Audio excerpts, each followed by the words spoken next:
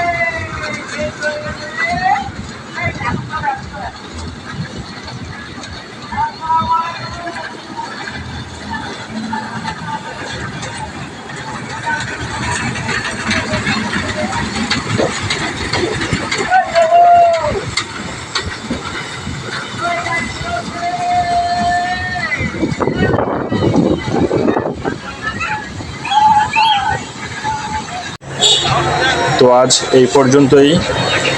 আমাদের ভিডিওগুলো যদি আপনাদের ভালো লাগে থাকে তাহলে আমাদের পরবর্তী ভিডিওর জন্য আমাদের চ্যানেলটি সাবস্ক্রাইব করে রাখুন এবং পাশে থাকার বেল আইকনটি ক্লিক করে রাখুন। আসসালামু আলাইকুম।